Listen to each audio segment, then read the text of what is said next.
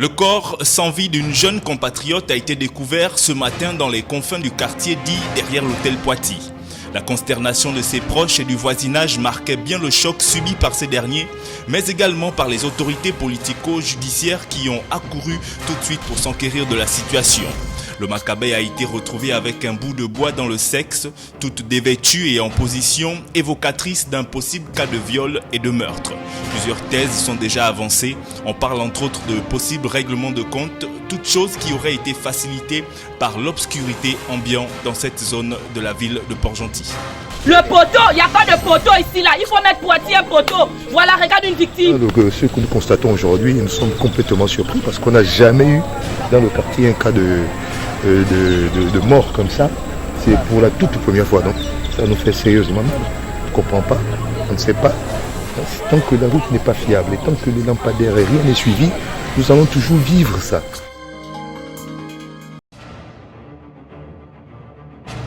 Ensuite, pas très loin de là, juste au quartier Tchengue-Badamier, c'est le cas d'une jeune dame visiblement abandonnée à son propre sort qui émeut les populations. Son voisinage a vite fait d'alerter la presse locale afin de, pourquoi pas, attirer l'attention d'un parent de cette dernière qui aurait, dit-on, été abandonné par son concubin. On a un cas de force majeure. Il y a Magnès qui a cogné le matin et puis on a alerté tout le monde qu'il y a la voisine qui ne va pas bien, on a ouvert. On est venu la regarder, ton mari, il est sorti.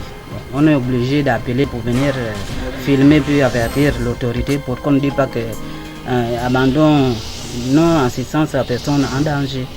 Donc c'est pour ça qu'on vous a appelé pour venir regarder ce cas et puis on appelle l'autorité pour venir l'aider. Elle était d'abord hospitalisée. Elle est sortie, elle allait bien, elle avait repris, mais là elle a encore récité. Donc c'est depuis 2 jours là qu'on ne la voit pas. C'est ce matin que la petite cogne, on constate qu'elle n'arrive plus à se lever.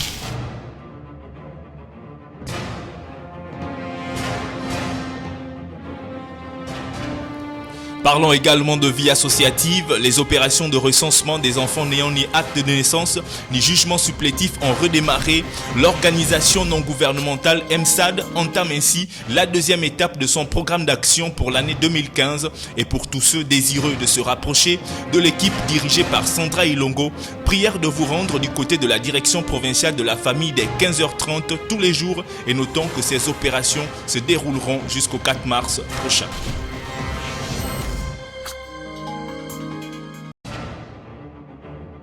Et rappelons que les collectivités locales du pays et principalement celles de notre province pourraient tendre vers un nouveau modèle de gestion sociale de leur personnel.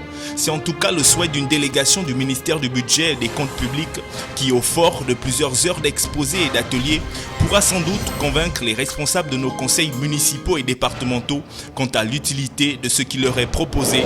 Pour nous, c'est quelque chose qui vient à point nommé. Vous savez que les conseils locaux souffrent de beaucoup de maux, dont la gestion. Donc pour nous, avoir un séminaire de renforcement des capacités comme celle-là, pour compléter les lacunes qu'on constate au niveau des institutions, c'est une très bonne chose. Le développement de tous ces titres dans nos principales éditions d'information.